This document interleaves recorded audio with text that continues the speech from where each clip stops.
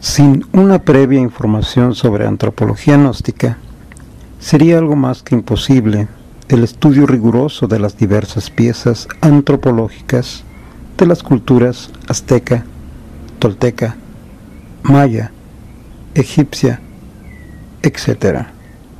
Samael Aun Weor.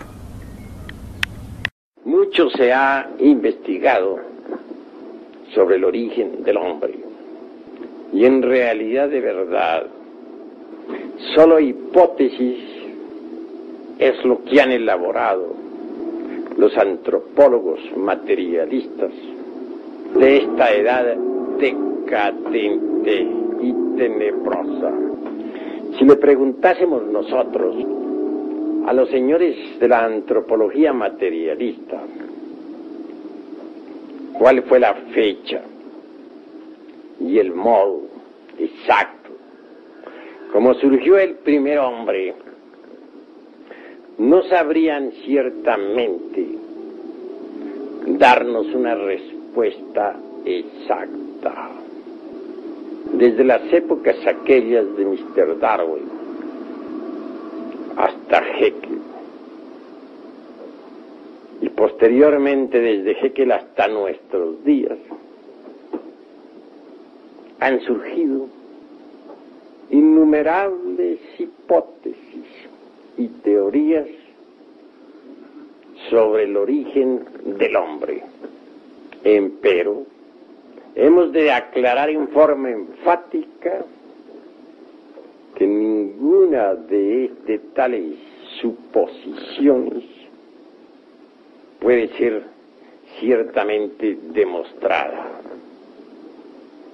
El mismo Haeckel asegura con gran énfasis que ni la geología ni tampoco esa otra ciencia llamada filogenia tendrán jamás exactitud dentro del terreno de la mismísima ciencia oficial. Si aseveración de esta clase hace un Haeckel, ¿qué podríamos nosotros añadir a esta cuestión? En realidad, esto del origen de la vida y del origen del hombre no podría ser ciertamente conocidos en tanto la humanidad no haya estudiado a fondo la antropología gnóstica. ¿Qué nos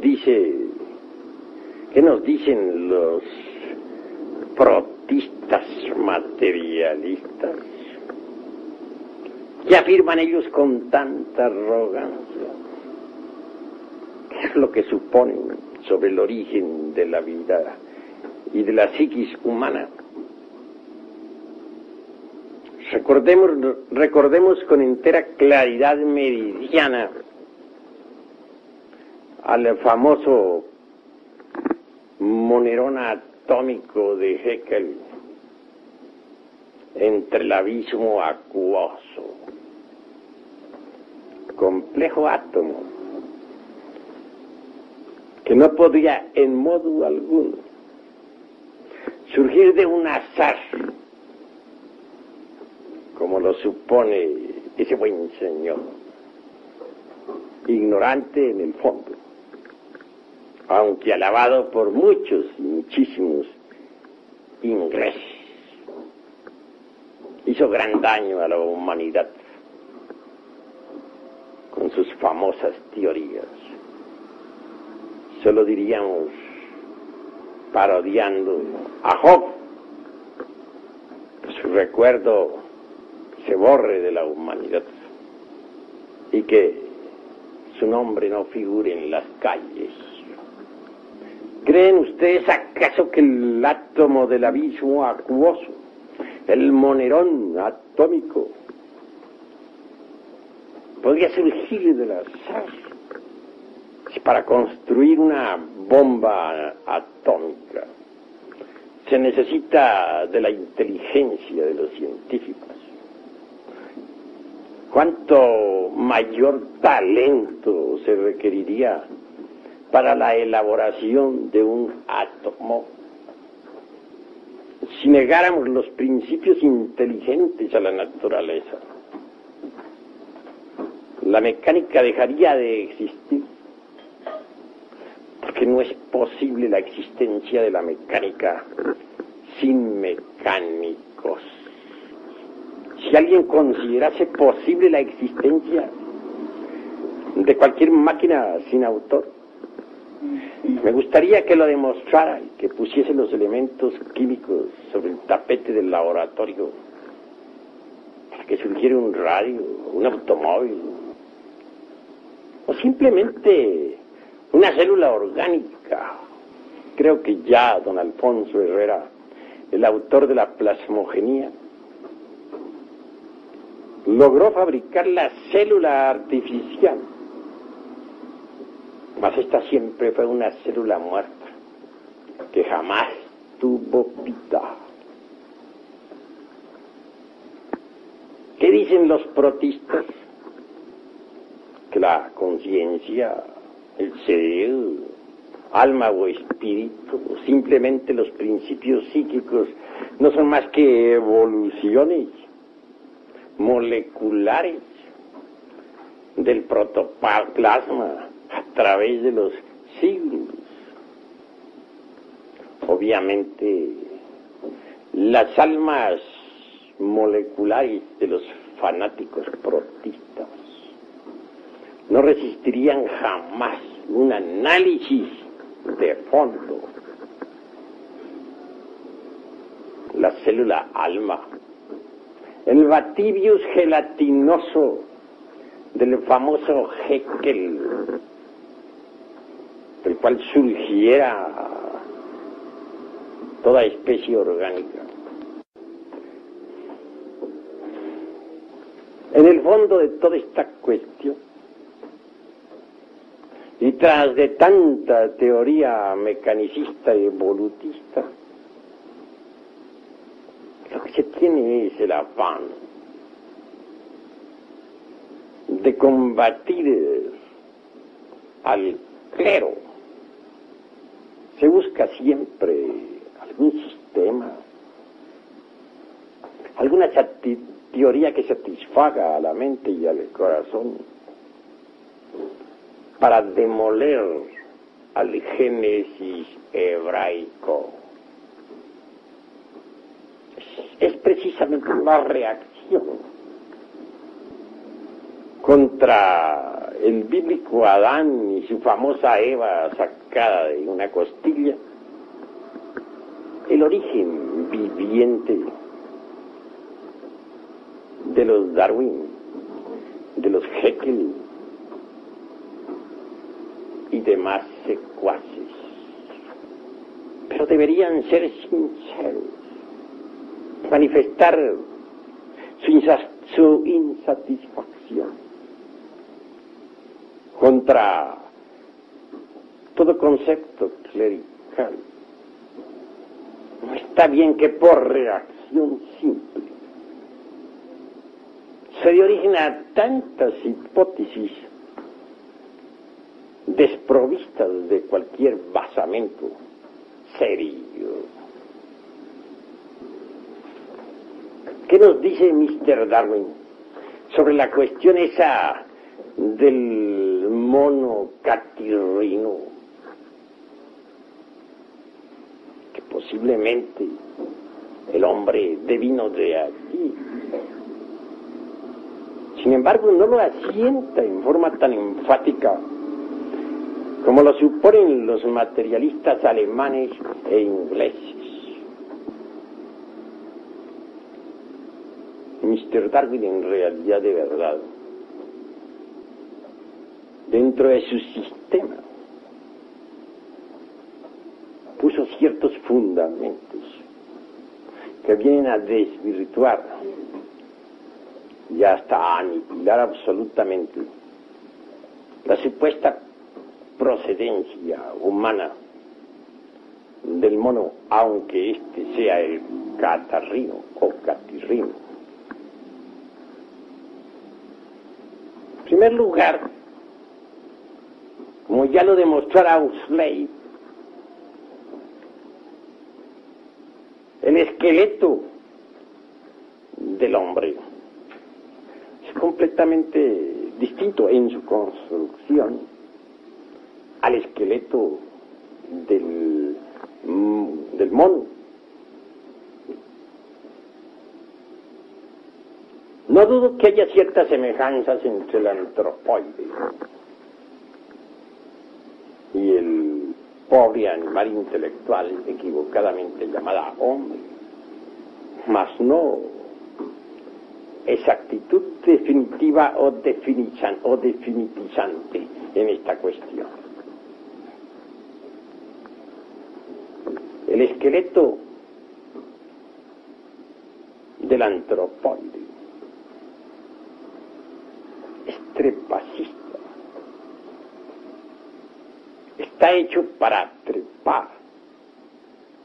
Así lo indica la elasticidad y construcción de su sistema óseo.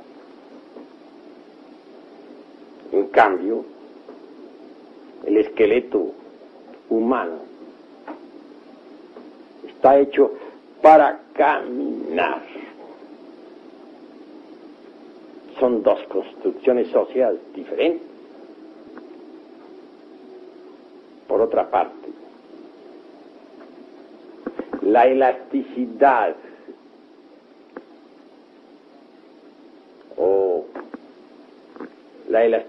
y también el eje, dijéramos, el eje craneal del antropoide y también del ser humano son completamente diferentes, y esto nos deja pensando muy seriamente. Por otra parte, mis estimables hermanos, bien se ha dicho con entera claridad meridiana por los mismísimos antropólogos materialistas que un ser organizado en modo alguno podría venir de otro que marchase a la inversa, ordenado antitéticamente. En esto habría de poner cierto ejemplo. Veamos al hombre y al antropoide. El hombre, aunque en estos tiempos esté degenerado, es un ser organizado. Estudiemos la vida y costumbres del antropoide y vemos que está ordenado en una forma diferente, contraria, antitética.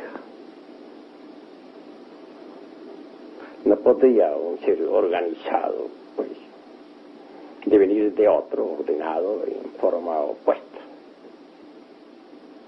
Y esto lo afirman siempre, muy severamente, las mismísimas escuelas materialistas. ¿Cuál sería la edad del antropoide? ¿En qué época aparecería sobre la faz de la Tierra? Los primeros simios. Incuestionablemente en el Mioceno. ¿Quién podría negarlo? Tuvo que haber aparecido obviamente en la tercera parte del Mioceno, hace unos 15 a 25 millones de años. ¿Por qué hubieron de aparecer sobre la faz de la Tierra antropólogos.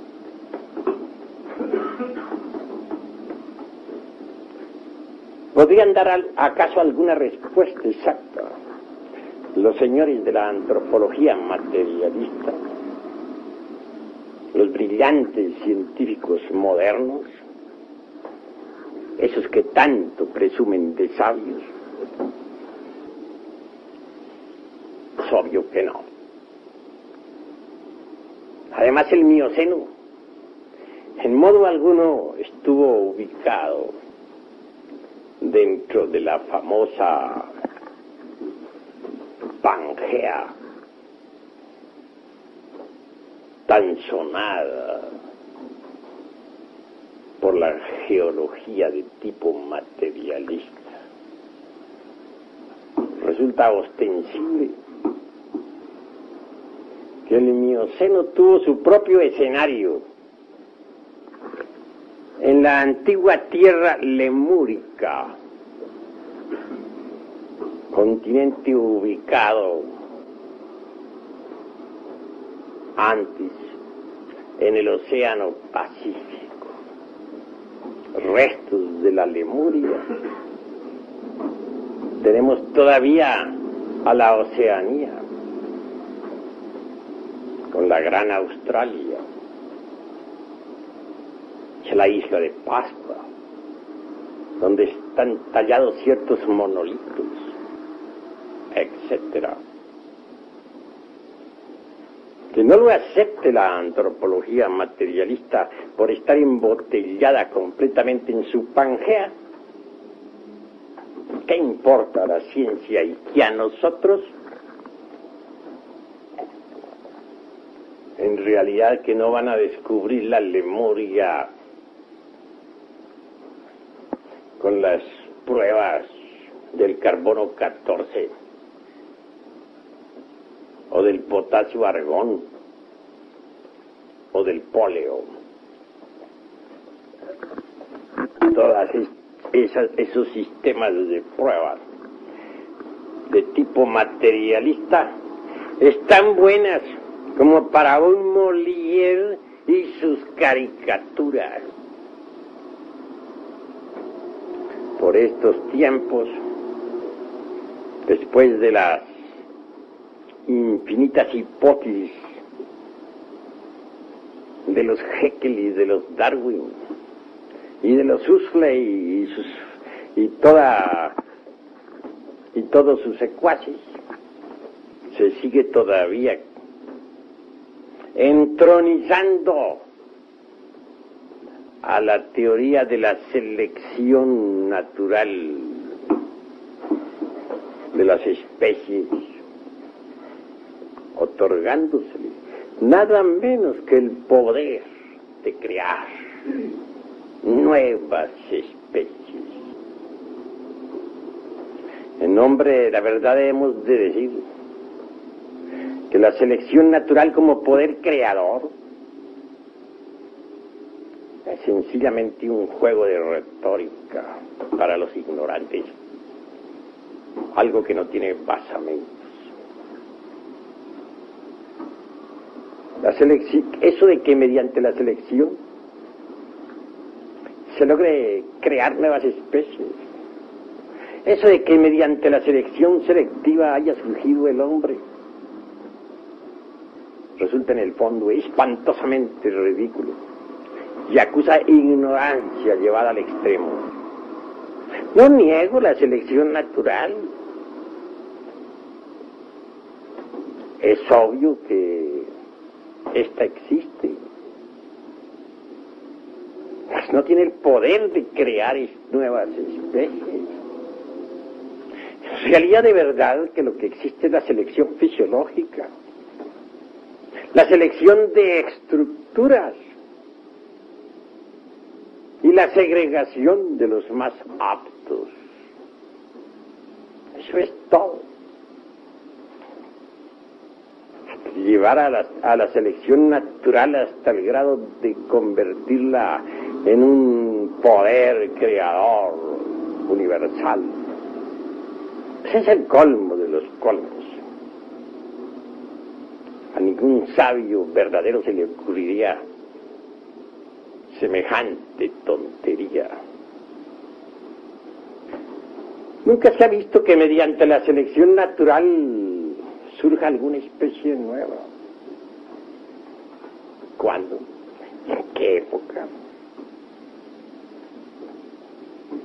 Se seleccionan estructuras, sí, no lo negamos. Las más fuertes triunfan. En eso de la lucha por el pan de cada día. En la batalla incesante del cada instante. En que se brega por comer y no ser comido. Obviamente triunfa el más fuerte, que transmite sus características a sus descendientes. Características fisiológicas, características de estructuras. Entonces, los selectos, los más aptos, se segregan y transmiten ellos a sus descendientes tales aptitudes. Así es como se debe entender la ley de la selección natural. Así es como se debe comprender. Una especie cualquiera, entre las selvas profundas de la naturaleza, tiene que luchar por tragar y no ser tragado. Obviamente resulta espantosa tal brega. Como resultado triunfan, como es natural, los más fuertes. En el más fuerte hay estructuras maravillosas, características importantes, son transmitidas a su descendencia. Mas eso no implica cambio de figura. Eso no significa nacimiento de nuevas especies. Jamás ningún científico materialista ha visto que de una especie surja otra por ley de selección natural. No les consta, no lo han palpado nunca. ¿En qué se basan?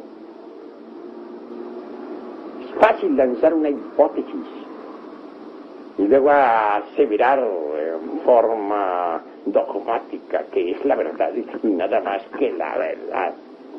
Sin embargo, ¿no son ellos acaso los señores de la antropología materialista?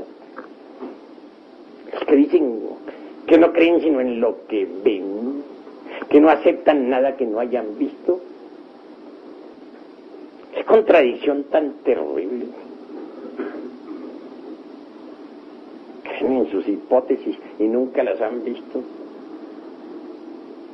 Afirman que el ser humano viene del ratón. Eso no les consta.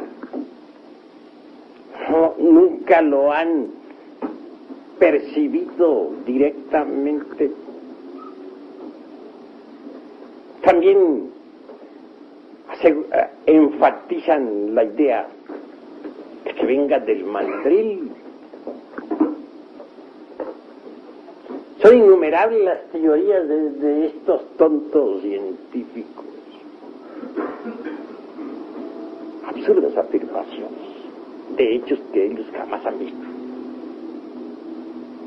Nosotros los gnósticos no aceptamos supersticiones, y esas son supersticiones absurdas. Nosotros somos matemáticos en la investigación y exigentes en la expresión. No nos gustan tales fantasías. Queremos factos, hechos concretos y definitivos. Así que, investigando dentro de esta cuestión relacionada con nuestros posibles antecesores, podemos evidenciar claramente el estado caótico en que se encuentra la ciencia materialista, el desorden total de sus mentes degeneradas y la falta de capacidad para la investigación. Esa es la cruda realidad de los hechos. Esta cuestión, este asunto de que ciertas formas homínidas surjan otras, así porque sí, fundamentados únicamente en pruebas tan ridículas como las del carbono 14, o del potasio argón, o del polen, constituyen en realidad la vergüenza de esta época del siglo XX. Nosotros, los gnósticos, antropólogos, tenemos sistemas diferentes para la investigación. Tenemos disciplinas especiales que nos permiten poner en actividad ciertas facultades latentes en el cerebro humano, ciertos sentidos de percepción, completamente desconocidos para la antropología materialista. Que la naturaleza tenga memoria es lógico, y un día se podrá demostrar. Ya comienzan a hacerse ensayos científicos modernos. Pronto las ondas luminosas del pasado, o las ondas sonoras, para hablar más claro, del pasado, podrán descomponerse en imágenes que serán perceptibles a través de ciertas pantallas. Y ya hay intentos científicos en ese asunto. Entonces podrán ver los televidentes del mundo entero el origen del hombre y la historia de la tierra y de sus razas. Cuando llegue ese día, que no está tarde, el anticristo de la falsa ciencia quedará desnudo ante el veredicto solemne de la conciencia pública. Esa es la cruda realidad de los hechos. La cuestión está de la selección natural, del clima, ambiente, etcétera, etcétera, fascina realmente a muchas gentes. Y por ende, estas se olvidan sobre los tipos originales de los cuales surgieran las especies. Creen los tontos científicos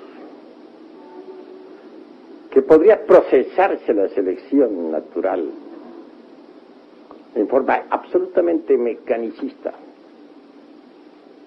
sin principios directrices inteligentes. Y eso sería tan absurdo como pensar que podría procesarse cualquier máquina en el mundo sin un principio inteligente, sin una mente arquitecto, o sin un ingeniero que le hubiese dado forma. Indubitablemente esos principios inteligentes de la naturaleza solo podrían ser rechazados por los necios, por aquellos que pretenden que cualquier máquina orgánica sea capaz de surgir del acaso. Nunca jamás serían rechazados por los hombres verdaderamente sabios en el sentido más completo de la palabra. A medida que ahondamos en todo esto, vamos viendo todas las fallas de la antropología materialista. Es necesario reflexionar profundamente en todas estas cosas. Si ellos, en vez de asumir esa posición de ataque contra cualquier clerigalía, hubiesen pasado por un previo análisis reflexivo nunca jamás se hubieran atrevido a lanzar sus hipótesis anticientíficas.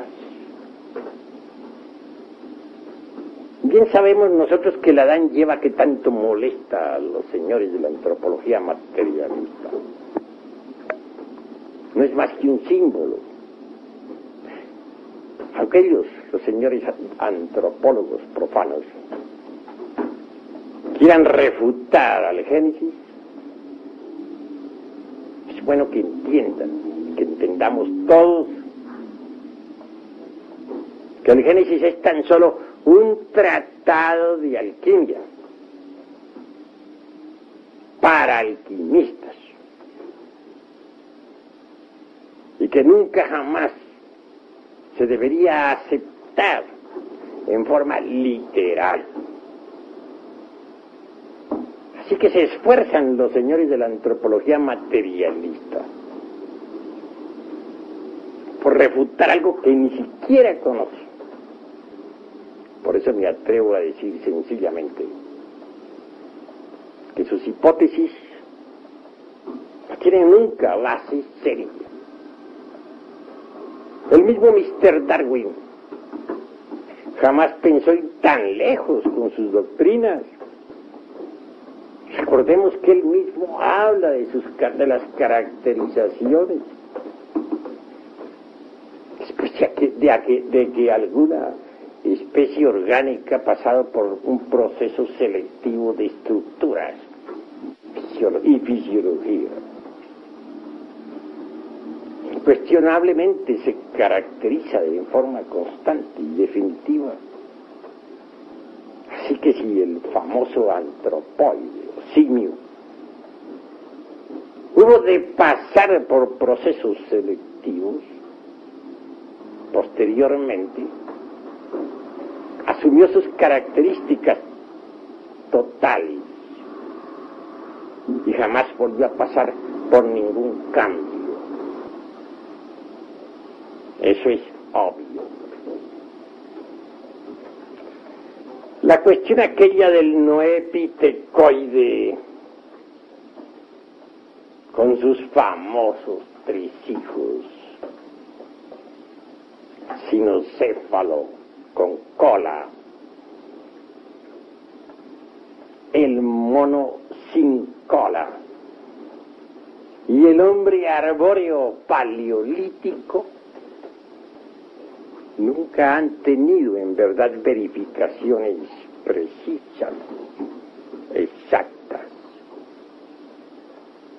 Son tan solo teorías sin basamento alguno. Por cierto, espantosamente ridículas. Quienes se afanan tanto por los mamíferos proximianos, cuáles son el famoso lemúrico, se ve que ni remotamente sospechan lo que es el hombre en sí mismo y su origen. El famoso lemúrico, al cual se considera también como uno de nuestros antepasados, tan alabado por algunos científicos, por su famosa placenta discoidal. Nada tiene que ver con el génesis humano.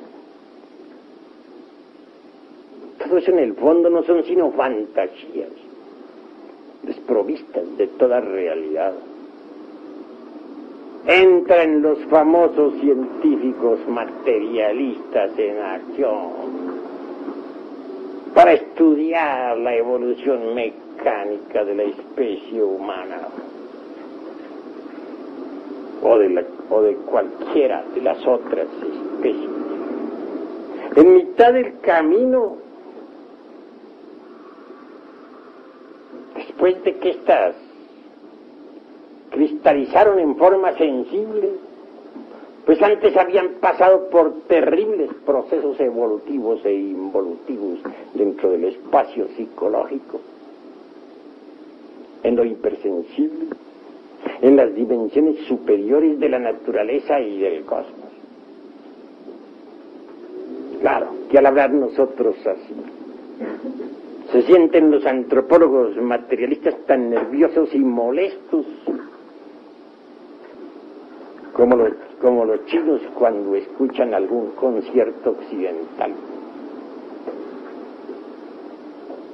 Ríen, posiblemente ríen, sin saber ellos que el que ríe de lo que desconoce está en el camino de ser idiota. Se buscan semejanzas, sí. Se hace creer que la forma de la cabeza y de la boca del tiburón da origen a otros mamíferos, y entre ellos el hermano ratón.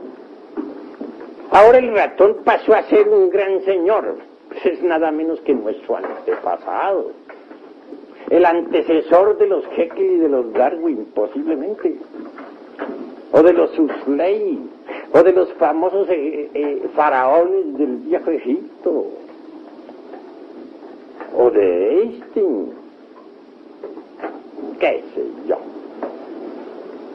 Se le considera como un mamífero proximino. Ha pasado en realidad de verdad a ocupar el primer puesto en las salas de conferencias. ¿Hasta dónde ha llegado en verdad la ignorancia del ser humano? No niego que el ratón no hubiese existido en la Atlántida. Por cierto que tenía el tamaño de cualquier cerdo. Ya sobre eso habla claramente don Mario Rosso de Luna, el insigne escritor español. Si existió en la Atlántida, tampoco le niego vida en la Lemuria.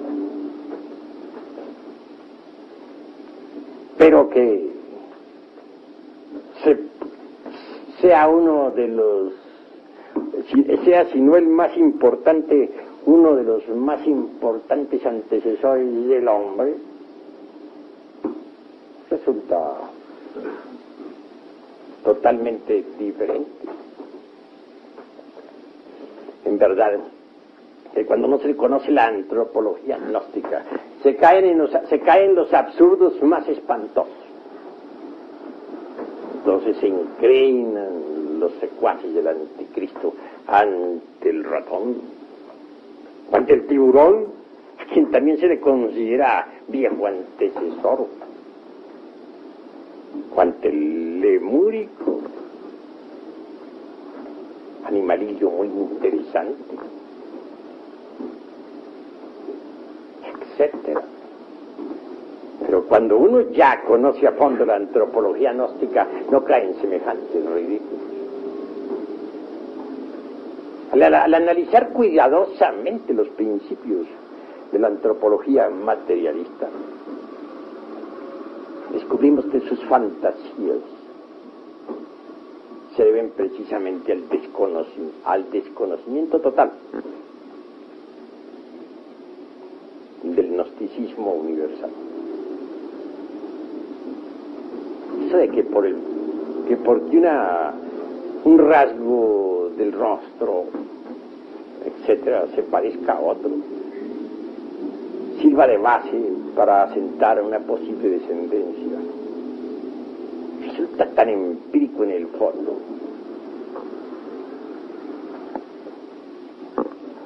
como aquellos que suponen que el hombre fue hecho de barro, que lo toman en el sentido literal de la frase, entre paréntesis, sin darse cuenta de que eso no es más que algo simbólico.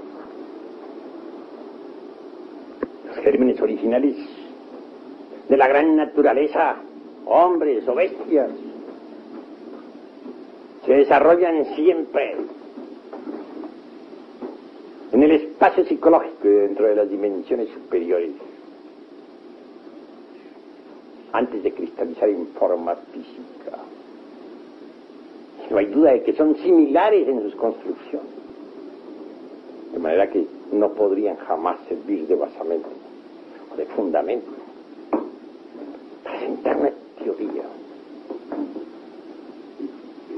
o simplemente para lanzar un concepto básico. Se diferencian los gérmenes a medida que cristalizan y lentamente eso es apenas normal. El origen del hombre es algo más profundo. Se desenvolvió desde el caos en las dimensiones superiores de la naturaleza hasta cristalizar en forma sencilla en los antiguos tiempos.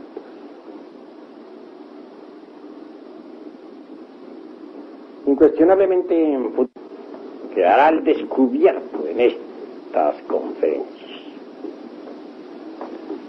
qué causas primarias y secundarias dieron origen a la humana especie.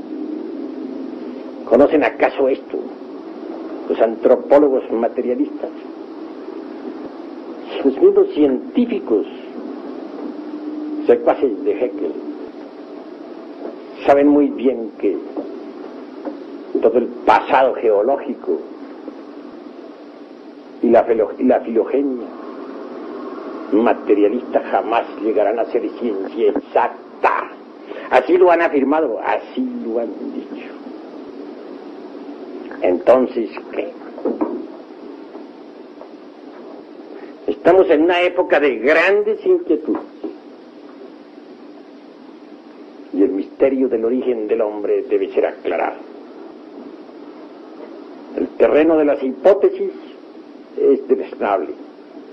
Es como un paredón sin cimientos. Basta darle un ligero empujón para convertirle en menudo sedimento.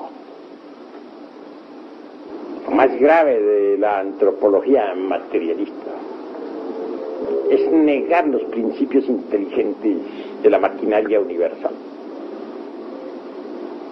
Obviamente, tal actitud deja a la maquinaria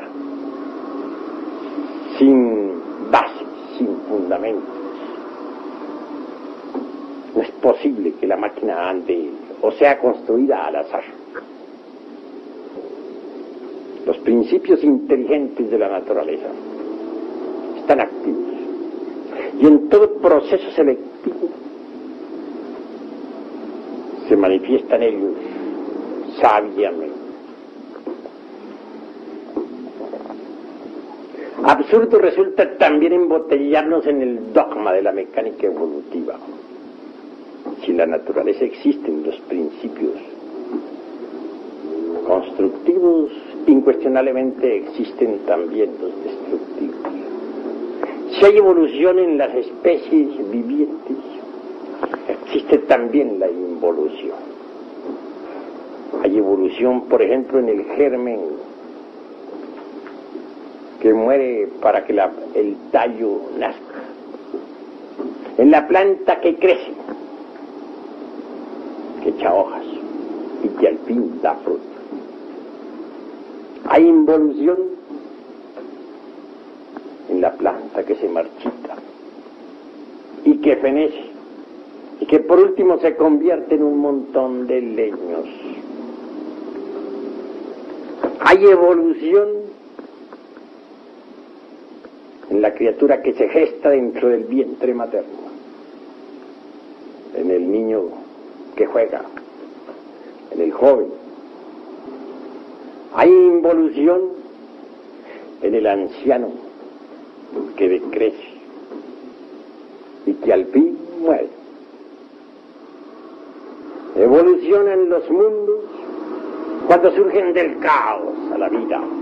Después involucionan cuando al fin se convierten en nuevas lunas.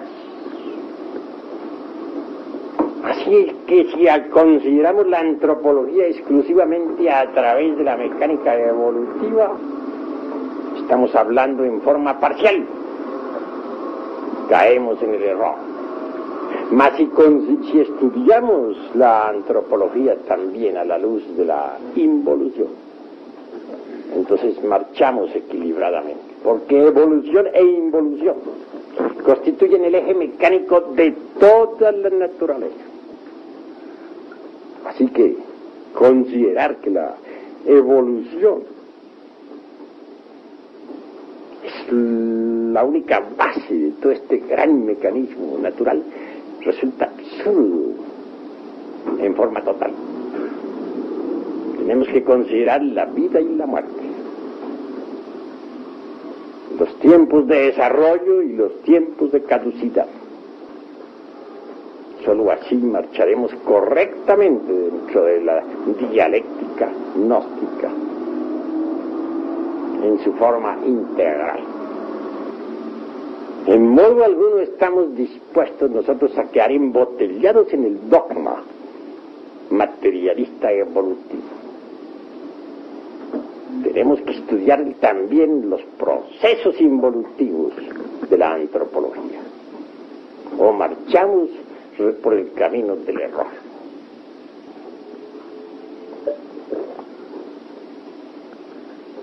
¿Cuáles son los tipos originales de esta raza humana? ¿Quién los conoce?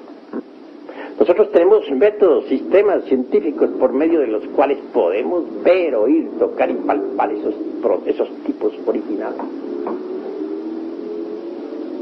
Sabemos muy bien que antes de que el animal intelectual apareciera sobre la faz de la Tierra, en la Atlántida de Platón, que no es una simple fantasía como pretenden los fanáticos ignorantes de la famosa Pangea materialista, apareció en realidad de verdad el animal intelectual. En la Lemuria existió el hombre, lo mismo que en la época hiperbórea y polar. Mas estos son puntos que solamente iremos desarrollando en futuras conferencias, para mayor claridad de todos aquellos que escuchen y lean. La Atlántida realmente existió. Fue un continente ubicado en el océano Atlántico. Restos de la Atlántida tenemos nosotros, el archipiélago de las Antillas, etc. Las Canarias también son vestigios de lo que fue la Atlántida. Y aún la misma España no es más que un pedazo de la antigua Atlántida.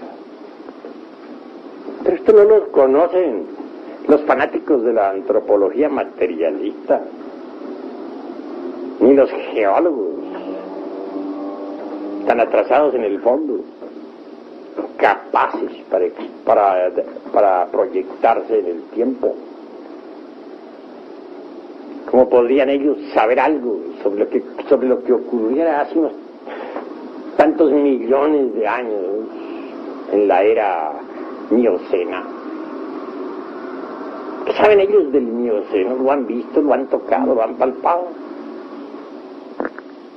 Si nosotros hablamos del mioceno es porque podemos verlo y sabemos que es asequible a aquel que sea capaz de desarrollar las facultades trascendentales del ser latentes en el cerebro humano. Pero la actitud de negación materialista es incongruente.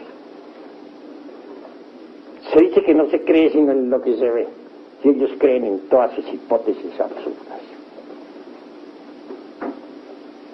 Hipótesis que nadie ha visto, que a nadie le consta.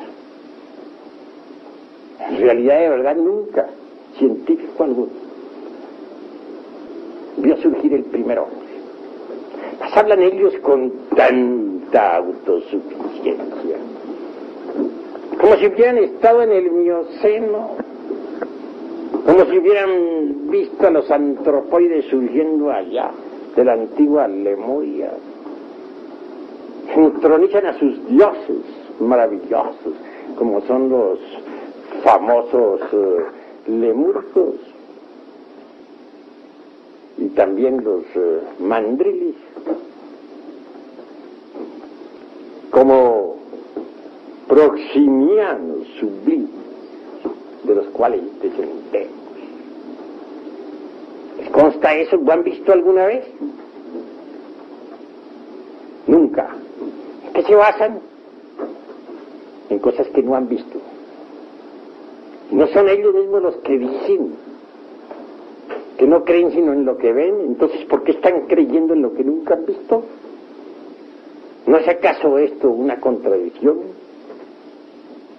¿No resulta en el fondo esto incongruente?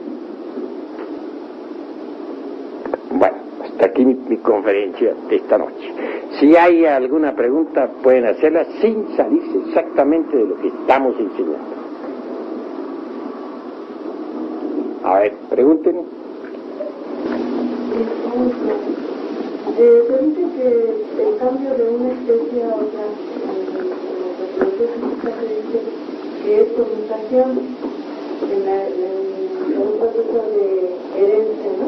Por mutación. ¿Cómo? O sea, en un proceso de herencia por mutación, que ciertos genes se transforman para transformar la estructura precisamente del ser nuevo que va a surgir, digamos, ¿no? Entonces, quiere decir que en realidad no existen mutaciones entre las especies. Vamos con el mayor gusto a dar respuesta a esa pregunta. Estos tontos científicos de la antropología materialista creen que mediante los cambios ambientales y de clima se transforma en alguna forma, aunque sea en mínima parte, los órganos de la generación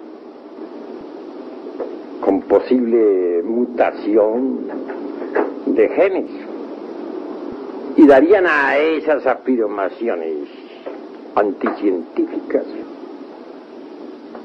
la calidad de exactitud y el poder de producir nuevas especies. Absurdo, porque nunca hemos visto nosotros a través de los siglos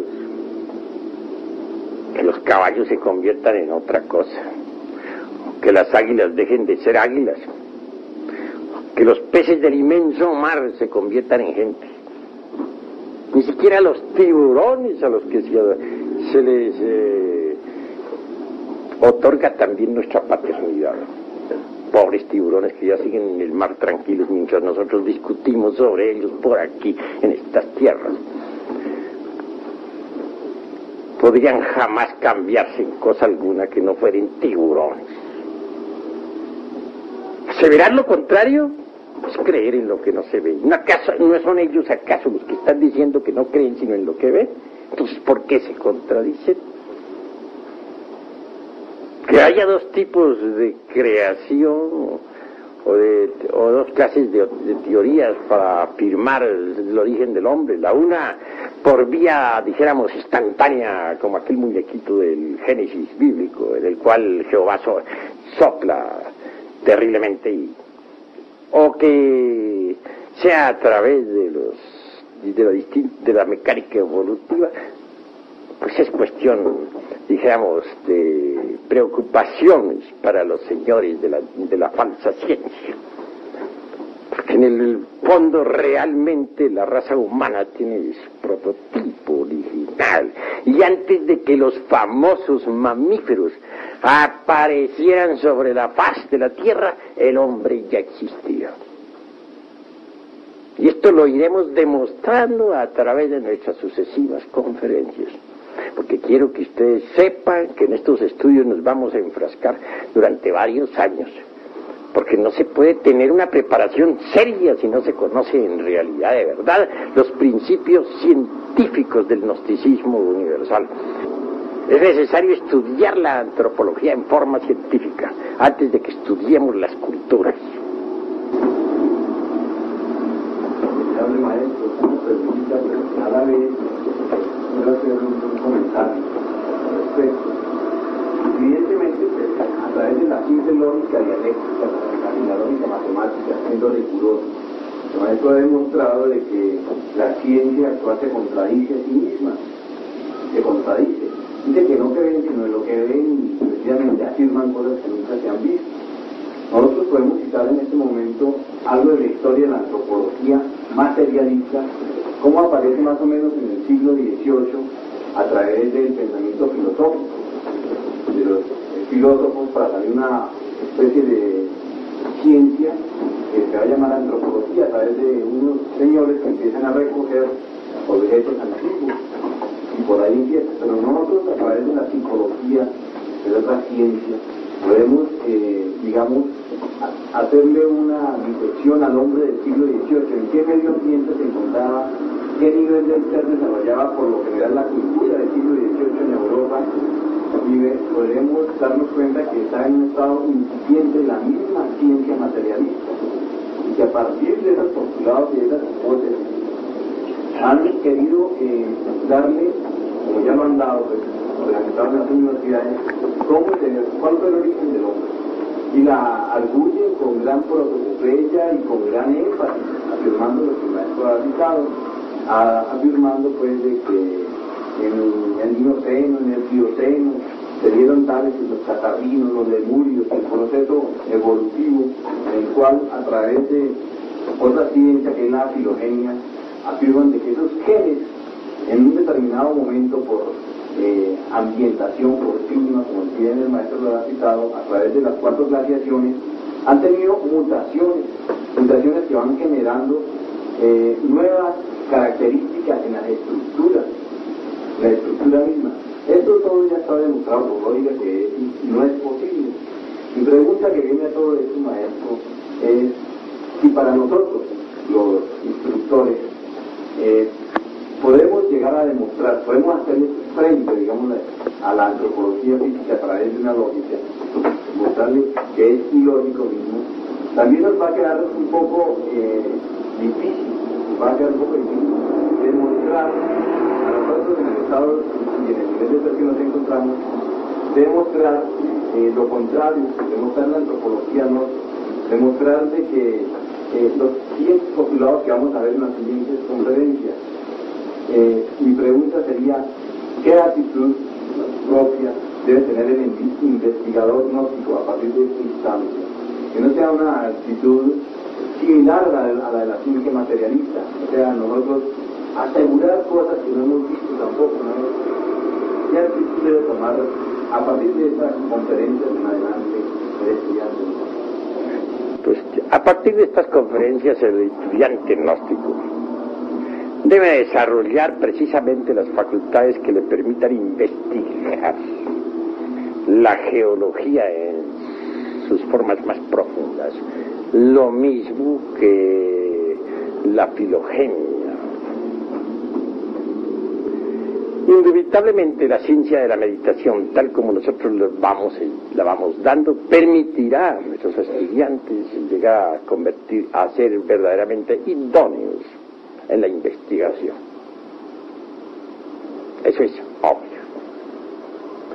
En cuanto a lo que estos señores, pues, a las afirmaciones de estos señores, claro que serán descuartizadas a través de nuestras distintas conferencias.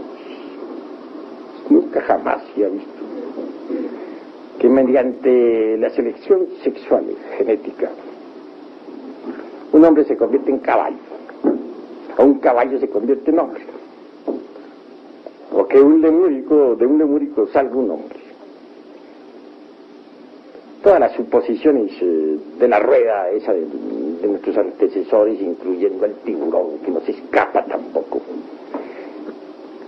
son más que empíricas, no tienen aseveración. vendrá en nuestro auxilio para demostración a ese mundo de los profanos materialistas.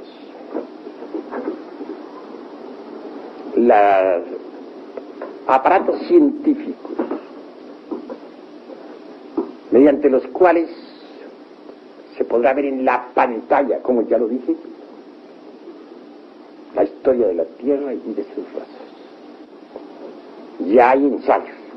Recordemos al cura Peregrini en Italia, que está descomponiendo en estos momentos los sonidos para transformarlos en imágenes. También hay algunos ensayos en los Estados Unidos. No demora el día en que los registros akáshicos de la naturaleza caigan en poder de la ciencia. Y entonces todo el mundo podrá ver la realidad en las pantallas. Como ya dije, el anticristo de la ciencia quedará ante el veredicto solemne de la conciencia pública, desnudo, en su crudo realismo, tal cual es. En su tanto, debemos nosotros despertar ese sentido maravilloso de la intuición pragnia parametal a través de la meditación para investigar por sí mismos. Tenemos los aparatos de investigación adentro, aunque los materialistas no lo acepten. Desarrollemos, usemos esos aparatos inteligentemente. Obviamente que se hace necesario combatir a la ciencia materialista científicamente, y lo vamos a hacer para que nuestros hermanos, todos, incluyendo los instructores, los misioneros, queden debidamente preparados.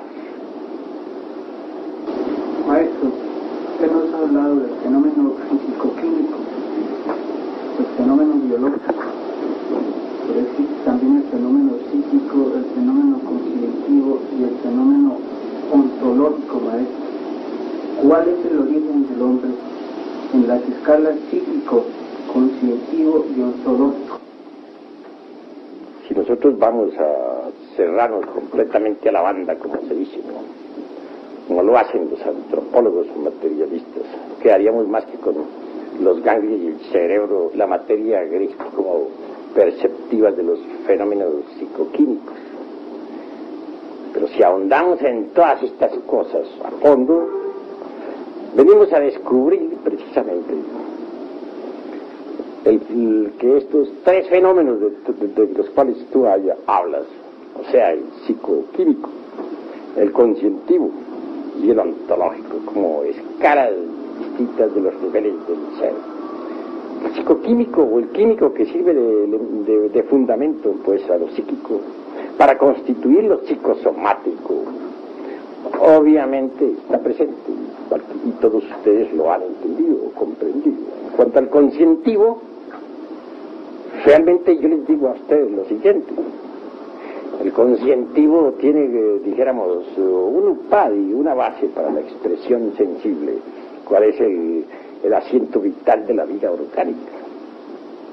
Pero si nosotros no desembotellamos la conciencia, no sería posible entonces llegar a la experiencia de lo real, de la verdad. Y no solamente tenemos que desembotellar la conciencia, sino la mente y la voluntad. Tenemos que convertirnos en individuos idóneos para la investigación, porque en realidad, de verdad, dentro del ego, dentro de los agregados psíquicos inhumanos que llevamos dentro, tenemos nosotros la embutida, la mente y la voluntad y la conciencia. La mente es importante para el estudio, para el análisis, pero la gente no tiene mente íntegra, universal, individual. La gente tiene la mente dispersa, embotellada entre los distintos elementos psíquicos indeseables. Por estos tiempos se habla, por ejemplo, mucho de dinámica mental. ¿Cómo puede uno realmente llegar a la cuestión esa de la dinámica mental, ejercerla con maestría, si tiene la mente embotellada entre los distintos elementos inhumanos que lleva en su interior?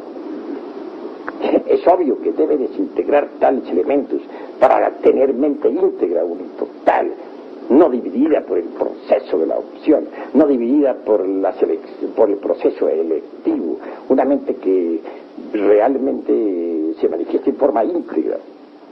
Y en cuanto a la conciencia en sí misma, la conciencia, pues, los tres aspectos, la conciencia es el último que dices tú. Desde el punto de vista ontológico tenemos que ir mucho más allá, tenemos que pasar la cuestión del ser en sí mismo. Porque lo ontológico es más profundo, se refiere al ser y a sus distintas partes autónomas y autoconscientes. Si uno no despierta la conciencia, nada puede saber de sí mismo, de su propio ser. Así pues es necesario despertar completamente la conciencia. Por ejemplo, veamos, mucho se habla por estos tiempos sobre filogenia. Pero ¿cómo podría conocerse la filogenia si no estudiamos la ontogenia dentro del proceso fetal? Bien sabemos nosotros que en el vientre, dijéramos en el claustro materno, se repite exactamente toda la historia por la cual ha pasado el ser humano en sus procesos evolutivos e involutivos. Quien quiera conocer la filogenia a fondo debe estudiar la ontogenia. Y nadie podría en verdad penetrar dentro de los misterios de la ontogenia y llegar a la filogenia exacta, no a la filogenia materialista, si antes no ha despertado ciertamente en forma íntegra la conciencia. Y más aún, si no ha desembotellado la mente, si no ha logrado una mente íntegra, unitotal. Así que las clases que aquí hemos dado nosotros sobre psicología práctica, con fondo trascendental, deben convertirse, dijéramos, en asiento de todas nuestras ocupaciones diarias para convertirnos en investigadores competentes de la ciencia gnóstica. Maestro, me queda otra inquietud con respecto a lo que se hablaba de mutaciones. Maestro, hay ciertas épocas, tal vez catástrofes, que permiten muchas veces que se crucen especies. ¿Cómo explicarle a la psicología humana, a los que desconocen totalmente el proceso del despertar de la conciencia gradual, que hay ciertas épocas en que las especies se pueden cruzar y dan origen a ciertas monstruosidades? Pues esto realmente es inasequible para la ciencia oficial. ¿Qué puede saber la ciencia oficial sobre el modo como esos tres factores, por ejemplo, como cuáles son las tres fuerzas primarias de la naturaleza y del cosmos, se polarizan? Incuestionablemente que eso nadie lo puede negar, que las tres fuerzas se polarizan, a veces en una forma, a veces en otra, a veces se permite que hayan ciertos cruzamientos y en otras épocas esos cruzamientos resultan algo más que imposible debido precisamente a la mismísima polarización. Por ejemplo, el chango, y esto que estoy diciendo no es para la conferencia, ni va a quedar grabado, lo que dijimos sobre la conferencia es hasta donde dije, aquí termina la conferencia. Por ejemplo, el chango, ya hablando aquí entre nos, pues indudablemente tiene origen humano. Fue una época en que cierta raza lemur humana y muy humana se mezcló con bestias de la naturaleza. También al final de la Atlántida se vieron esas mezclas.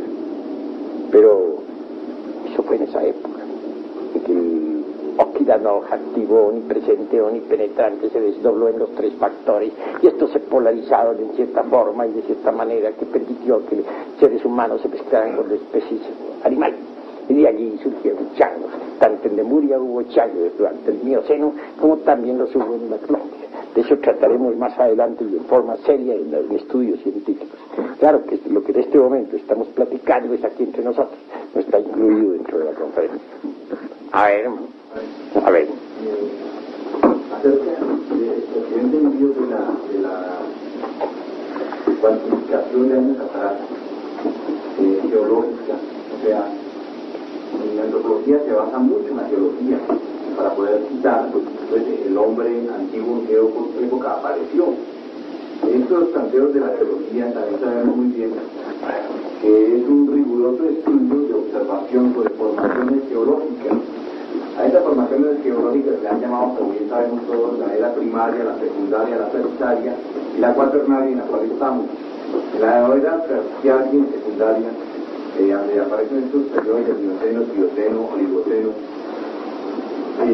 se les da un dato aproximado a través de las pruebas de la computación, a través del polen, o a través de también de algunas técnicas geológicas. Le dicen, tal formación geológica tiene tantos años, y si el esqueleto está allí aparecido, y hace tantos años apareció este hombre, según en la profundidad donde se encuentra. Estas formaciones en sí mismas sí corresponden, maestro, a los años que pone la ciencia oficial. Bueno, la pregunta que tú me estás haciendo no está dentro de la conferencia de hoy. No, porque tenemos que ceñirnos estrictamente a lo que hemos enseñado hoy. Nada más, pero te la contesto con mucho gusto. Obviamente que esas clasificaciones son absurdas en un 100%. Que en realidad, de verdad, las ceras que tú has citado tienen cada una de sus correspondientes escenarios. Hoy me limito solamente a decir que el Mioceno tuvo por escenario la Lemuria. Así pues, al citar nosotros ceras, nos apartaremos totalmente durante estas conferencias, durante este ciclo de investigaciones y de estudio, de las concepciones cronológicas materialistas. Vamos a ceñirnos estrictamente a la antropología gnóstica. A ver. Yo creo que una de las grandes dificultades también de entenderlos en la antropología oficial es que definitivamente la antropología oficial no acepta ni la Lemuria ni la Atlántida, ni siquiera habla de eso. Entonces, bueno, por lo que yo he llegado a comprender con una combinación de los dos estudios, es de que la antropología oficial trata de entender el origen del hombre, de la raza aria, nada más centrándose así, sin pensar en que hay lemúricos ni en que hay atlantes tampoco. Entonces creo que ahí hay una gran confusión también. No ignoramos eso, pero ¿qué importa eso a la ciencia y que a nosotros? Ya he dicho, y que ríe de lo que desconoce está en el camino de ser idiota. Que vamos a quedar nosotros también embotellados dentro de la famosa Pangea materialista, o vamos acaso nosotros a combinar la antropología gnóstica con la antropología de los ignorantes materialistas, enemigos del eterno. Jamás. Al contrario, nosotros vamos a combatir la antropología materialista con la antropología gnóstica y vamos a demostrar científicamente el absurdo de la antropología materialista. Ahora solamente me propongo, en realidad de verdad, prepararlos a ustedes para que queden lo suficientemente fuertes para la batalla. Dentro de algunos tiempo, cuando estén preparados, en verdad retaremos públicamente a la antropología materialista ante el veredicto solemne de la conciencia pública y científicamente los venceremos en el campo de batalla. Eso es todo. A ver. Perdone, maestro, que yo insisto en la misma pregunta, tal vez la gestioné mal. Yo digo que ya que vamos a combatir, ya que el maestro dice que vamos a combatir a la antropología científica en un tiempo con bases sólidas, la antropología física científica se basa, maestro, la base del hombre está en la tierra. O sea, los primeros estudios de antropología empiezan por la geología. Nosotros también debemos tener una claridad sobre la geología de este planeta, ¿no? La formación de este planeta. Ellos empiezan muy bien, nosotros sabemos que la antropología empieza explicando la formación del planeta. Después, explicando la aparición de la vida en el planeta y luego cómo la vida fue evolucionando ya de algas marinas, animales, a tiburones y así sucesivamente. ¿Cuál es? Mi pregunta volvía, esas ceras geológicas que existen las vamos a ver nosotros, vamos a tener también una base a través del planeta. ¿Cómo podría ocurrirles a ustedes que fuéramos todos nosotros a estudiar la antropología, excluyendo la geología? ¿Sería eso tan absurdo como querer que un drama se representara sin escenario, en el aire, así porque sí? Todo el drama de la vida humana, toda la historia de la Tierra y de sus razas se han desenvuelto dentro de distintos periodos geológicos. Y por tanto, a través de estos estudios se van contemplando esos periodos geológicos. Mas no vamos a desenvolver nuestra didáctica de acuerdo con el programa de la antropología materialista, porque no somos copiones. Sencillamente vamos a ir desarrollando todas estas cuestiones antropológicas y geológicas de acuerdo con nuestra propia dialéctica. Hoy solamente he querido poner como principio Lemuria y Atlántida. Los estudios que habrán de procesarse a través de nuestras exposiciones antropológicas irán echando cada vez más y más luz sobre la cuestión geológica de Lemuria y Atlántida y en general sobre los distintos procesos geológicos de la Tierra a través de los millones de años que han transcurrido. Porque no en modo alguno vamos a enseñar antropología excluyendo la geología y las distintas eras históricas. Eso sería absurdo. Así que se tenga en cuenta, nosotros no necesitamos tomar prestado nada de la geología, de la antropología materialista. Únicamente vamos a poner las cartas sobre la mesa y a demostrarle al mundo que la antropología materialista es falsa en un 100%. Eso es todo. A ver, hable. Quería referirme, venerable maestro, a algunas preguntas que se han hecho que demuestran, pues, en el fondo quizás algo de temor a las confrontaciones futuras que se tengan, ¿no?, con los antropólogos científicos. Yo diría, venerable, que no puede ser antropólogo aquel que no se conoce a sí mismo. Por ahí podríamos nosotros empezar a confrontar a la antropología científica. Usted estudia al hombre, usted se conoce a sí mismo. Usted quiere hallar el origen de la vida está en usted mismo. Coma un pedazo de carne y se transforma en vida, investigue el origen de la vida en usted. ¿Para qué tiene que estar haciendo excavaciones para usted mismo? ¿No? Entonces nosotros realmente tenemos los métodos, la lógica trascendental, el conocimiento sublime que nos permitirá demostrar a los demás, no en base a simples lecturas, sino a investigaciones concretas. Ahora mi pregunta, pues, era la siguiente. Se ha hablado de la selección natural, de la lucha. Bueno, pero ¿cuál es tu pregunta? Primero me planteas algo, eso no es pregunta. No, pero yo... Porque voy a contestar primero, luego viene la segunda. Tenemos que ser exactos en todo. Indudablemente, mis queridos amigos, hermanos, pues conociéndose uno a sí mismo, conoce el universo, conoce la Tierra, conoce todo lo que es, pero a los geólogos, a los antropólogos, materialistas, no los vamos a convencer con ese razonamiento. Es exacto para nosotros, pero ellos no lo entienden ni lo aceptan. Así pues a ellos vamos a combatir con nuestra dialéctica científica. Y eso es todo. Ahora habla tú. Bueno, se hablaba de la selección natural, maestro. Entonces nosotros hemos venido observando que algunas especies han desaparecido.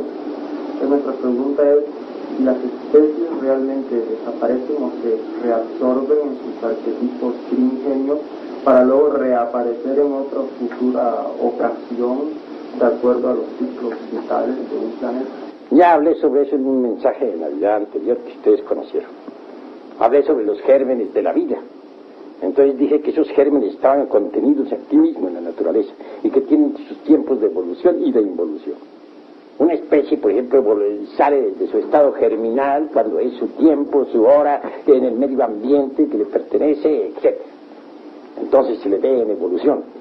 Cuando las condiciones del medio ambiente cambian, entonces esa especie involuciona y al fin desaparece, pero al desaparecer quedan sus gérmenes suspensos en la atmósfera, en la naturaleza. Si se crearan artificialmente condiciones similares a las que existieron en aquella época, esa especie volvería a aparecer y luego desaparecería otra vez al desaparecer esas condiciones. Así pues que las especies, las gérmenes, todo lo que es, ha sido y será, tiene sus tiempos de manifestación y sus tiempos de pralaya. O sea que con esta explicación, maestro, se le da un golpe, digámoslo así, fulminante a ese aspecto de la creación por selección natural. Pues sí. Los científicos materialistas tienen tan absurdos como suponer, por ejemplo, que las especies pueden tener cambios espontáneos, variaciones accidentales, y sin embargo ellos mismos han asentado el dogma de que estamos en un universo de fuerza, de materia y de necesidad. ¿No es acaso esto incongruente y absurdo? Bueno, hasta aquí porque nos hace muy largo la cuestión. 50 millones de años. Obviamente, la única forma, o lo único que puede en estos momentos darnos a nosotros la razón y demostrarlo, será cuando aparezcan esos aparatos que actualmente se están haciendo experimentos. Uno de los experimentos se están haciendo en Italia y otro en los Estados Unidos, y ya se han obtenido muy buenos resultados.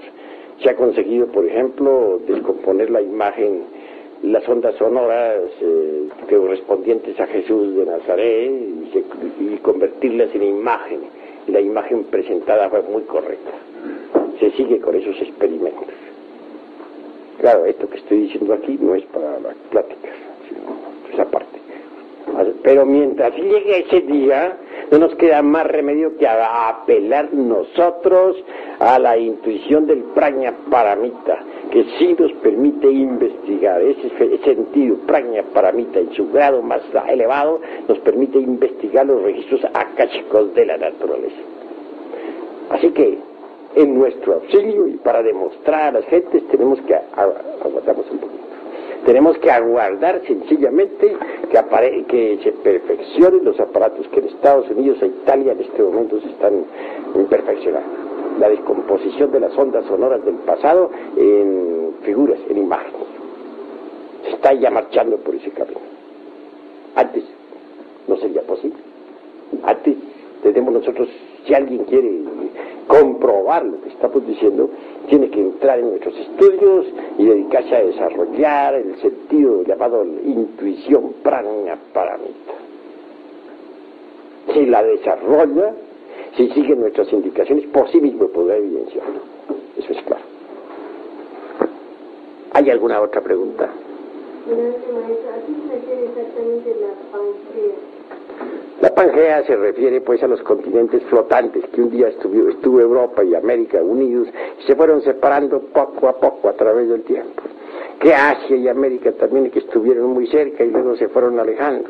Ya don Mario Rosso de Luna ha hablado ampliamente sobre la cuestión de los continentes flotantes. Ya sabemos que don Mario Rosso de Luna fue todo un gnóstico y todo un esoterista de verdad, ¿verdad? Sí. A ver. ¿Qué condiciones se presentaron o se necesitan para un cambio de una dimensión a otra y de una morfología a otra? Pues es claro que conforme la morfología del planeta Tierra cambia la morfología también de las criaturas. No es el antecesor legítimo humano muy semejante al antropoide, más no es un antropoide, ni nada que se le parezca, pinta una similitud nada más, de la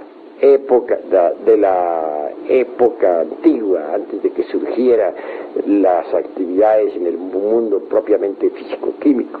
Es decir, de la época aquella de la cuarta dimensión, cuando se desenvolvía la vida animal en esa cuarta coordenada, pues pasó por cierta metamorfosis, como la Tierra también pasó.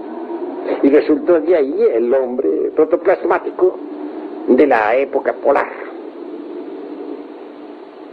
Ese hombre protoplasmático, a su vez, conforme la Tierra fue pasando por sus metamorfosis, conforme la Tierra fue cambiando su morfología, también fue cambiando él su morfología.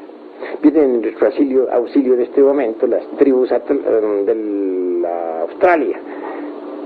Su morfología guarda mucha relación con aquella isla que parece más bien un continente. Se encuentra en un estado bastante lamentable, por cierto. ¿Hay algo más? Maestro, según la ciencia materialista, los vestigios más lejanos que encuentran es del orden de 35.000 años, los vestigios de antropóides que pueden asemejarse al hombre. Y nosotros la distancia que tenemos marca es de 350 millones de años.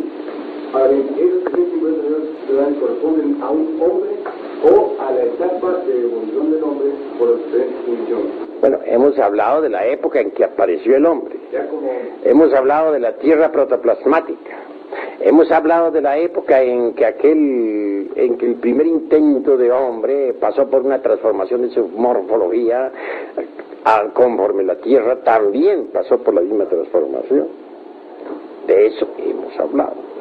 Pero en cuanto a la afirmación que dices tú, de que los materialistas dicen que los datos que se tienen sobre el hombre, cuando mucho datan de 35.000 años, está un poco equivocado en tu concepto. Porque ellos aceptan, por ejemplo, para el Mioceno, tercera parte del Eoceno, unas edades que figuran entre los 15 y los 25 millones de años. Eso se ha aceptado oficialmente actualmente. De manera que ese concepto que tú tienes, más bien, resulta ahora extemporáneo. ¿Alguno otro tiene algo que decir? Maestro, cuando la esencia de la vida evolutiva pasa del estado del animal al estado del hombre, ¿tiene de una esencia animal específica o no? Repite la pregunta, a ver.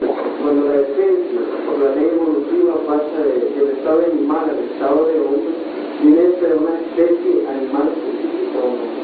Pues hay distintas líneas por donde se puede ingresar al estado humano. Eso es obvio, no es una especie definida.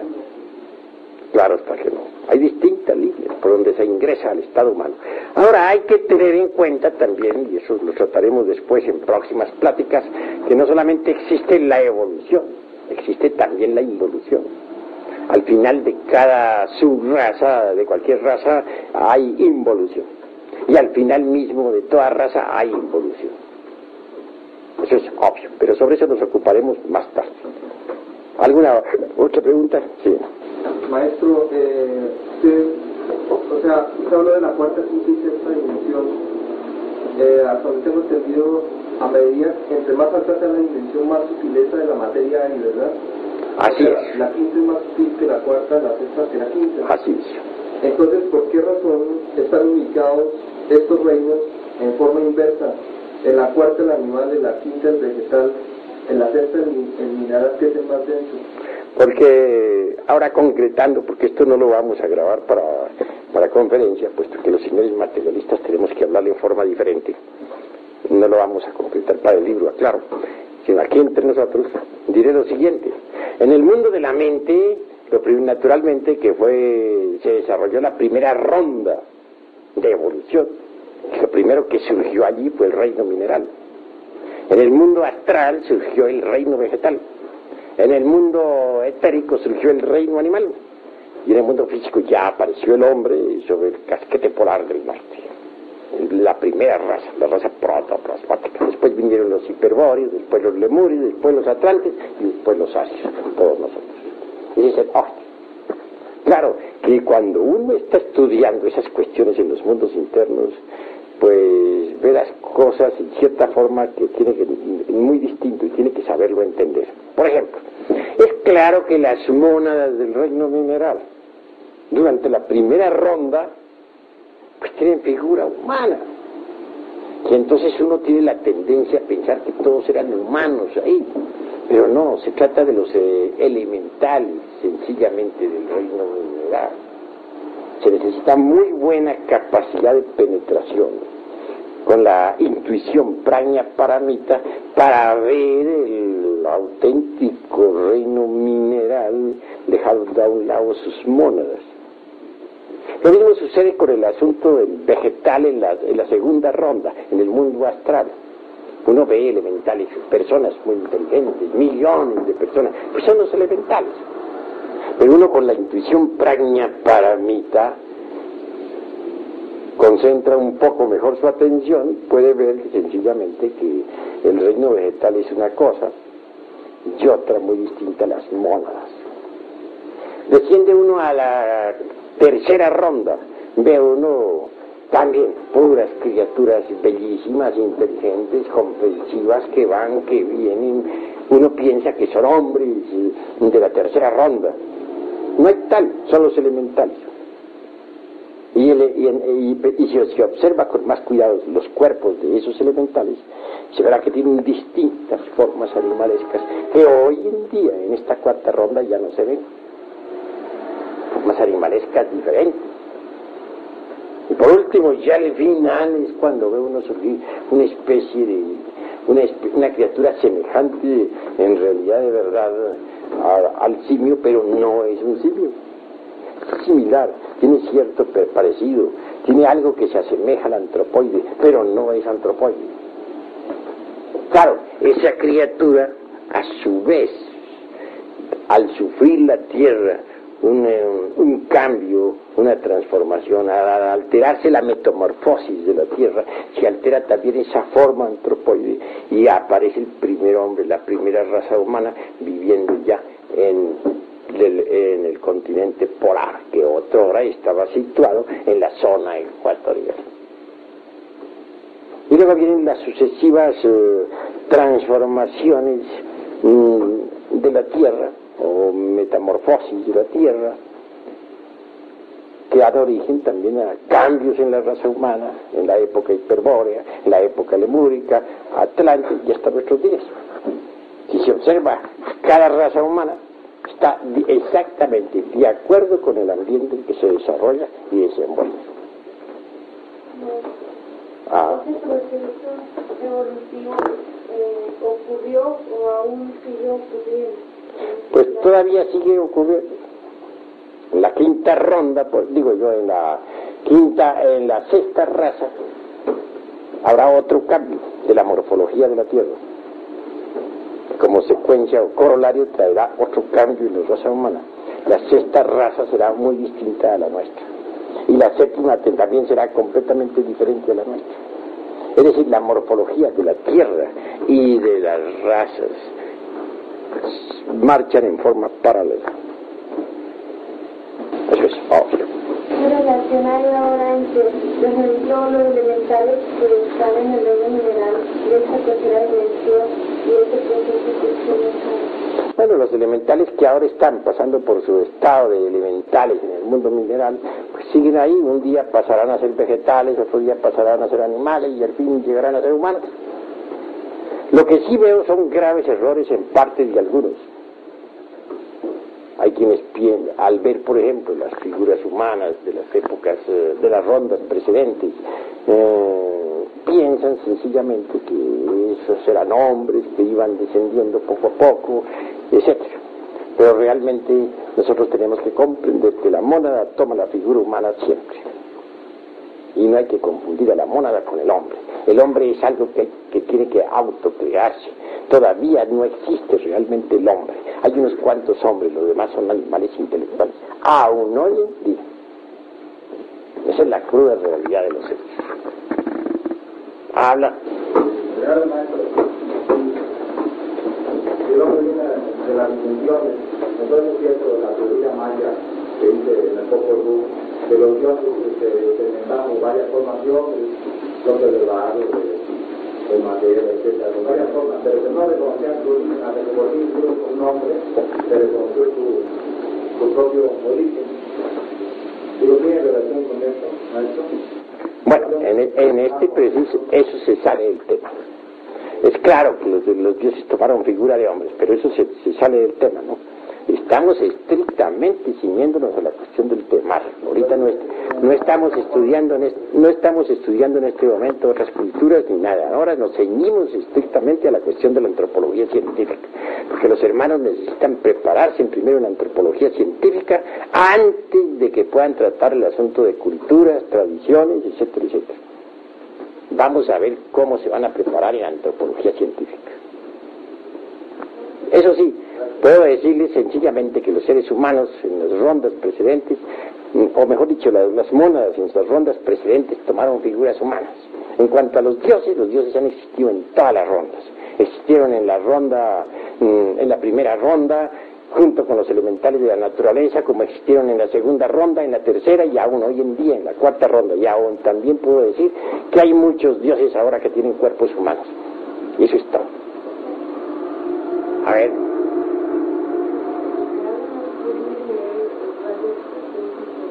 ¿Cómo? Bueno, ahora no estamos en rayo de creación. Háblame de antropología científica. A ver, otro ya. Es que tengo entendido que en la ciencia de los hombres, o sea, la ciencia materialista, ellos dicen que el hombre es primero mineral, después el hombre en su formación, nosotros al formarnos, y usted hizo relación de eso. Es el hombre realmente al formarnos, se forma primero como mineral, después como vegetal, después como animal y después pasa a humanoide en su formación, en el momento en que el sexo se forma, ¿no? ¿Es así? Pues tal como lo hemos planteado, ellos tienen que reconocerlo porque así es. Pero sucede que no se concentran, no ponen la debida atención en esos procesos de recapitulación fetal que son tan importantes. Téngase en cuenta que, como les digo, la ontogenia es la base misma para conocer la filogenia. Ellos andan buscando el origen del hombre fuera de sí mismos y están completamente equivocados. Tengo entendido mucho que sí lo aceptan, porque mi hija médica me hizo ese comentario que no pasaba por esas 4 etapas antes de hacerse humano. No lo aceptan. Aceptan perfectamente que pase por esas 4 etapas en el vientre materno, pero no son capaces de profundizar en la ontogenia como es debido. Porque si de verdad aceptaran la ontogenia como es debido, no andarían buscando changos para saber de dónde nace uno, ni andarían asentando teorías tan absurdas como esa de en que se dice que venimos del ratón, o que de perdida venimos del mandril. Con esas afirmaciones se están demostrando hasta la saciedad de que verdaderamente no han profundizado en la ontogenia. No sería posible, repito, conocer la filogenia si no ahondamos en los misterios de la ontogenia. Eso es lo que les está pasando a ellos, a los científicos materialistas. Ahora bien, si aceptaran de verdad la cuestión de que hemos pasado por los 4 reinos, deberían ahondar más en ese asunto. Tendrían que no negarle a los 4 reinos sus mónadas. Sin las mónadas no sería posible en realidad de verdad entender los procesos evolutivos de los 4 reinos de la naturaleza, ni el paso de cada uno de nosotros a través de los 4 reinos. Así pues ellos no saben de esas cosas. Ellos están únicamente buscando pruebas por otro lado. Quieren que descendamos del tiburón, quieren al hermano ratón. Ellos ahora ponen al ratón como primer señor de la casa. En todas partes están buscando pruebas y realmente no han hecho sino fracasar, lamentablemente. Que ir ahonden en la ontogenia para que conozcan la filogenia, que busquen el origen del hombre dentro del hombre mismo, que no anden buscando el origen del hombre fuera del hombre, porque eso es absurdo. Y ellos andan buscando el origen del hombre fuera del hombre, eso es absurdo, en un 100%. A ver. Maestro, usted nos explicaba de que la tesis gnóstica es de que el hombre, el origen del hombre proviene del mono, de una unión de relación entre hombres y bestias, cierta clase de bestias. ¿Esas bestias existen hoy en día?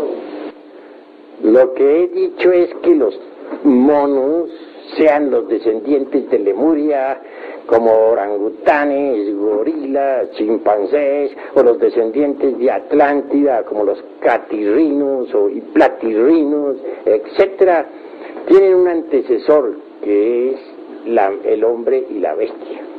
Porque ciertas tribus lemúricas se mezclaron con bestias y de ahí resultaron determinados tipos de simios. Lo mismo sucedió al final de la Atlántida, de manera que hay bestias que son, hay simios que vienen de Lemuria y hay otros que vienen de final de Atlántida. Algunos simios vienen del Mioceno y de la mismísima época mesozoica, y hay otros simios que vienen del final de la Atlántida. Esa es la cruda realidad de los hechos. General Maestro, una pregunta que se le hizo, se refería al origen del hombre y se hablaba de 350 millones de años aproximadamente, pero yo creo que más que todo debemos tratar de precisar la diferencia. Que en realidad de verdad, si quieren que les especifique, con mucho gusto les especifico.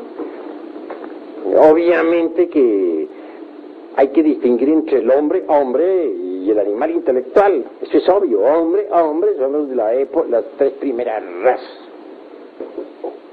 Animal intelectual. ¿Cómo nació el animal intelectual? Fue de la mezcla de algunos hombres que degeneraron durante la época del Mioceno, o sea, tercera parte del Eoceno. Se mezclaron con bestias de la naturaleza. Y ahí nacieron determinados monstruos, como ya les dije, ciertos simios de cuatro patas que se sostenían sobre las palmas de las manos y los pies, con rostros azules, otros con rostros rojos, y que hablaban, que de pronto se erguían sobre sus dos pies, gigantescos, horripilantes, e innumerables bestias de toda clase. Obviamente que de algunas de esas bestias humanas salió lo que se llama en realidad de verdad el animal intelectual que hoy en día todavía existe. De manera que en nombre de la verdad tengo que decirles que ustedes vienen de esa mezcla. Son animales intelectuales. Será un poco duro para ustedes, pero la verdad. Distíngase entre los animales intelectuales y los hombres. Los hombres son de la primera, segunda y tercera raza. De finales de la tercera raza para acá son puros animales intelectuales. Mezcla de hombres que se degeneraron con bestias de la naturaleza. De ahí surgieron los animales intelectuales. Claro, antes de poder caminar sobre sus dos pies, pasaron por ciertos cambios muy difíciles para tomar la semejanza de los hombres reales. Esto no quiere decir que no hayan tenido el órgano conductivo, la cola, como usted ya lo sabe. Pregunta. Perdón, maestro, o sea, a lo largo de su disertación fue relacionando el aspecto morfológico con el aspecto ontológico, ¿verdad? Podríamos decir que esa es la metodología de la antropología gnóstica, apelar, digamos, al aspecto físico o cambio de la forma, y aparte de eso, el estudio de la esencia, ¿no?, de la mónada. Mira, voy a decirte, la cruda realidad de los hechos es que si tú estudias la ontología, la morfología, no podrías entender esto, ¿no?, a fondo, ¿no? Obviamente que dentro del vientre materno, es decir, de la ontogenia, puedes descubrir las huellas del ser humano, por dónde ha pasado, cuáles son sus fases, sus cambios, su morfología, etcétera, etcétera, etcétera. Y es relacionado exactamente a la ontogenia con la filogenia. He hecho pasar por la mente de ustedes, ¿no?, todos los procesos de la filogenia a través de la ontogenia. Y llego a la conclusión de que si queremos conocer la historia del hombre realmente, los procesos evolutivos por los que hemos pasado, necesitamos forzosamente ir al vientre materno. Ahí vemos en la ontogenia todo el proceso histórico de la filogenia. Esa es la cruda realidad de los hechos. Que hayamos sido piedra, exacto, que hayamos sido planta, que hayamos sido animal, correcto. Pero obviamente no sería posible el movimiento de la filogenia si no existieran las mónadas. Son las mónadas precisamente del reino mineral que pugnan, luchan por llegar un día al vegetal.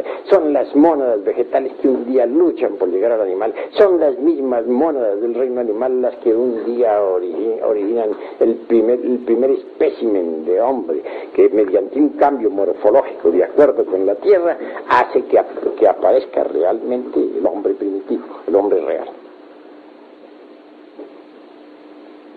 Claro, al llegar a esto de hombre primitivo, hombre real, pues estoy hablando en una forma simbólica, pero ya me estoy refiriendo a la figura humana, porque ya sabemos que para poder fabricar al hombre, pues hay que trabajar mucho dentro de sí mismo. Pero no me estoy deteniendo en esos análisis ahora, porque quedarían ustedes confundidos. ¿Hay alguna otra pregunta?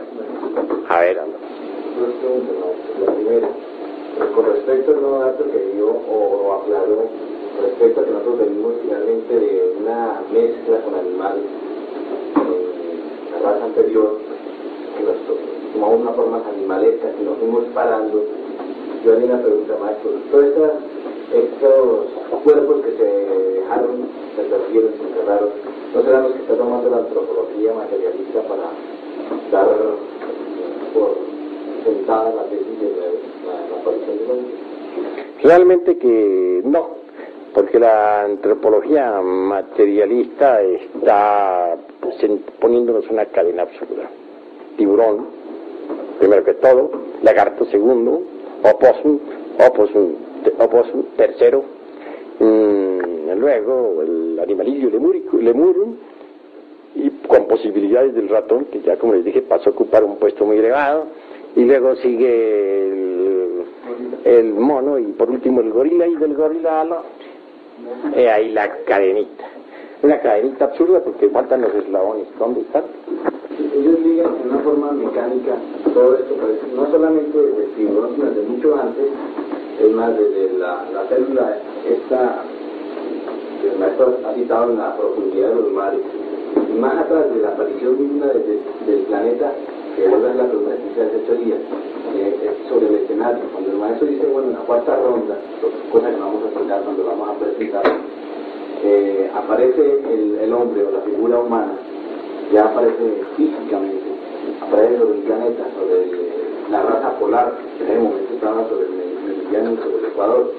En ese entonces, cómo la antropología necesita, quiere, y es necesario para nosotros tener también una claridad como la hemos tenido en lo que ya ha dicho el maestro, una claridad también respecto a la aparición del planeta.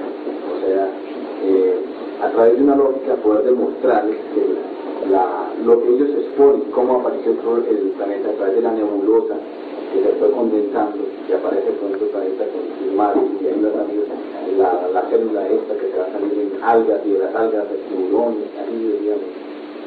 Correcto, estoy de acuerdo con eso, pero si nosotros hiciéramos una mezcla de todo eso ahora, si mezcláramos nosotros en este momento las cuestiones de la cosmogénesis con la antropología, en estos instantes, en primer lugar, no nos alcanzaría toda la noche, nos echaríamos aquí por lo menos unos 6 meses, tendrían que traernos el desayuno por debajo de la puerta, esto no concluiría jamás. Vamos a ir desarrollando el tema por orden. Incuestionablemente habrá necesidad de ir desglosándolo, eso que tú afirmas, pero lo vamos haciendo con una didáctica, poco a poco, porque entre paréntesis estamos queriendo dar forma a un libro. Estas conferencias se irán reuniendo en forma de libro, y ese libro saldrá a la luz pública. Debe llevar, por lo tanto, una didáctica. No hay duda, y quién puede negarlo, de que existió una tierra protoplasmática. Existió, y por lo tanto un hombre protoplasmático, el primer bosquejo de hombre en la época polar. Tampoco podemos negar nosotros que la tierra estuvo ubicada en otros tiempos que el mundo astral, en el mundo mental. Pues claro, fue cristalizando poco a poco hasta llegar a la época actual. Por eso se dice que primero fue el fuego. El fuego se transformó en aire. Fuego, cuando la tierra fue mental. Se transformó en aire cuando la tierra fue astral. Se transformó en agua cuando la tierra fue etérica. Se convirtió en física cuando la tierra condensó físicamente, cuando apareció el cuarto elemento, que se llama materia física. Pero esa materia física vino surgiendo desde esas regiones, como ya les decía a ustedes, desde el Iliáster hasta la región meramente tridimensional de Euclides.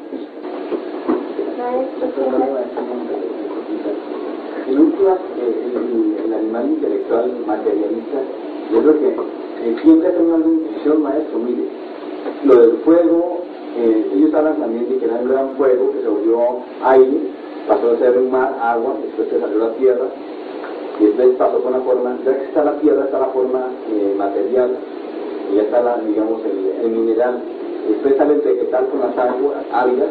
Ya sabes que no es cierto, maestro, porque también busca sacar la edición, las algas son los animales, y después del animal sale la forma humana, aunque un poquito, no muy derecho, un poco pero tenían una intuición de la real evolución del hombre, ¿verdad, maestro? Pues voy a decirte una gran verdad.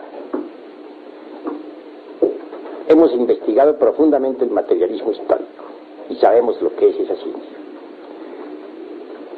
Lanzan hipótesis sin fundamento alguno. ¿Quién podría negar que primero es el fuego? Para eso no se necesita estudiar esoterismo.